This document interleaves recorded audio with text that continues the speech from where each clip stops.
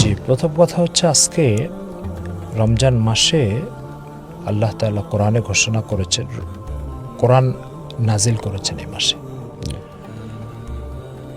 আজকে আমরা প্রথমে জানবো যে কোরআনটা আসলে কি, মানব জীবনে এর অপরিহার্যতা কোথায়, এটা থাকলে মানব জাতি কিভাবে লাভবান হবে আর এটা না থাকলে কিভাবে ক্ষতিগ্রস্ত হবে, এই আলোচনাটা আজকে করতে চাচ্ছি। প্রথম কথা হচ্ছে সিফাত ভাই মনে করেন আপনার বাড়ি বোঝার জন্য বলছি খুলনা। জি, আপনি খুলনা থেকে প্রথম ঢাকা আসছেন, বাসে থেকে যাত্রাবাড়িতে নামলেন, পদ্মা সেতু হয়ে আসলেন। ঢাকা শহরে যেহেতু প্রথম আজকে, ফলে পথ ঘাট গাড়ি এগুলো কিছু আপনার চেনা নাই, জানা নেই। আপনি যাবেন আপনার একজন রিলেটিভের বাসায়, জি, মনে করেন তার বাসা গুলশানে।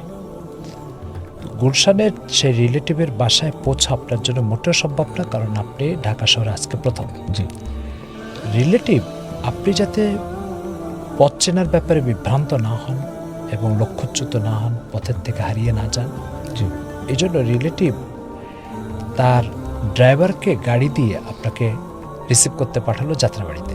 জি, এবং এই ড্রাইভারই হচ্ছে আপনার গাইড, সে আপনাকে রিলেটিভের বাসায় পৌঁছায় দেবে।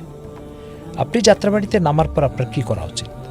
যে কোনো একটা সিএনজিতে উঠে আসবেন, না আপনার ওই গাইডের অপেক্ষা করবেন এবং তার সাথে যাওয়ার চিন্তা করবেন? গাইডের জন্য তো অপেক্ষা করবেন না।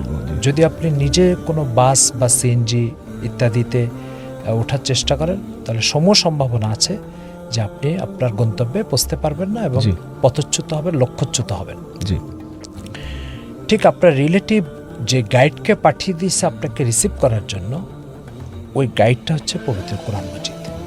তার অর্থ হচ্ছে মহান আল্লাহ তাআলা এই পৃথিবীকে সৃষ্টি করেছেন। প্রত্যেক মানুষ প্রথম দুনিয়াতে যখন আসে, তখন এই দুনিয়াতে উনি একদিকে আমাকে ডাকবে, উনি একদিকে ডাকবে, উনি একদিকে ডাকবে। আসলে আমার চলার পথ কোনটা?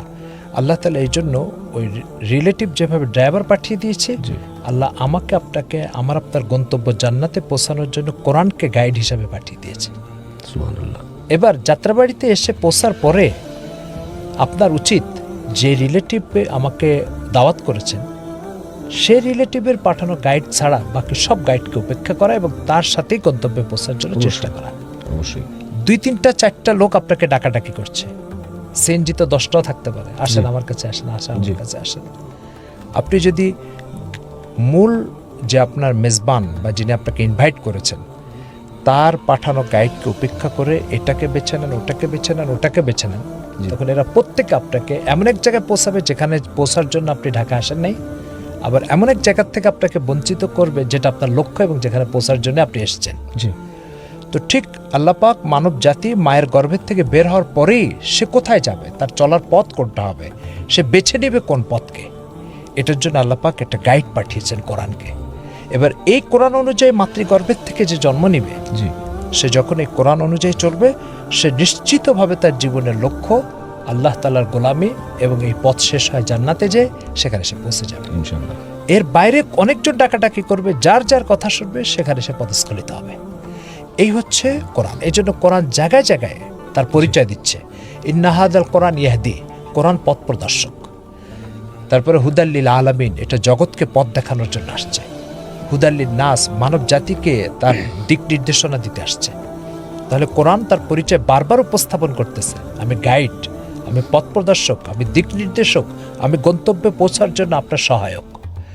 তাহলে কোরআন যখন এই পরিচয়টা দিচ্ছে, তখন আমার স্রষ্টার পক্ষ থেকে পাঠানো গাইড থাকা অবস্থায় আমি যদি এটাকে উপেক্ষা করে দ্বিতীয়, তৃতীয়, চতুর্থ কোনো গাইড, যা দেখতে যত আকর্ষণীয় হোক না কেন, আমি যদি সেটার পিছে যাই, তাহলে হয়তো আমি অনেক জায়গায় পৌঁছতে পারবো, কিন্তু আমি আমার নিজ লক্ষ্য যে রিলেটিভের বাসা সেখানে পৌঁছতে পারবো না। জি, এই জন্য যাত্রাবাড়িতে গাড়ির থেকে নামা, যাত্রাবাড়িতে গাড়ির থেকে নামা প্রত্যেকটা যাত্রীর যেমন উচিত যে আমার রিলেটিভের পাঠানো গাইডের বাইরে আমি কারোর অনুসরণ যেন না করি, ঠিক মায়ের গর্ভ থেকে বের হওয়া প্রত্যেকটা সৃষ্টির উচিত আমার স্রষ্টা আমার এখানে পৌঁছার আগেই যাত্রাবাড়িতে যে গাইডটা পাঠিয়ে দিয়েছে কোরআন, সে কোরআনের বাইরে কারোর অনুসরণ না করা উচিত। এই হচ্ছে কোরআন। তো আজকে আমরা কোরআনের পরিচয় পাচ্ছি কি, জি। কোরআন হচ্ছে আল্লাহ তাআলার প্রতিটা সৃষ্টির জন্য একটা গাইড, এবং এই গাইড অনুসরণ করলে আপনি গন্তব্যে পৌঁছতে পারবেন। গাইডকে অনুসরণ করবেন না, আপনি 10 দিন ঢাকা শহরে ঘুরবেন কিন্তু আপনাকে গন্তব্যে পৌঁছা হবে না। আসুন আমরা সকলে মিলে আমাদের স্রষ্টার পক্ষ থেকে প্রেরিত এই গাইডটা অনুসরণ করি আর এটার পিছনে চলার চেষ্টা করি, এর বাইরে চলার থেকে নিজেকে রক্ষা করি। আল্লাহ তাআলা তৌফিক দান করেন। আমিন। এবং এই কথাটা, এই বার্তাটা আজকের প্রাসঙ্গিকতা হচ্ছে যে যেহেতু এই মাসে কোরআন নাজিল হয়েছে, জি। তো এই মাসে কোরআন নাজিল হয়েছে, কোরআনের সাথে সুসম্পর্ক তৈরি করার জন্য এই মাসটা একটা গুরুত্বপূর্ণ ভূমিকা। আপনি জানেন পৃথিবীতে অনেক দেশে যেদিন সংবিধান তৈরি হয়, জি। তা একটা সাংবিধানিক দিবস থাকে, ওই সাংবিধানিক দিবস থেকে ওই দেশে খুব গুরুত্বের সাথে পালন করা হয়। জি। তো রমজান মাসকে যদি আমরা মনে করি আল্লাহর পক্ষ থেকে মানব জাতির জন্য সংবিধান প্রেরণের মাস এটা, তাহলে এই মাসের একটা আলাদা গুরুত্ব মুমিনের জীবনের ভিতরে রয়ে গেছে। আর সেই গুরুত্বটা আমরা এইভাবে বাস্তবায়ন করবো আমাদের জীবনে, যে কোরআনকে নিজেদের জীবনের সাথে একাকার করে ফেলবো, যাতে এই গাইড থেকে আমি কখনোই বিচ্যুত বিচ্ছিন্ন না হয়। এটা হচ্ছে আজকে এই মাসের এই আলোচনার প্রাসঙ্গিকতা।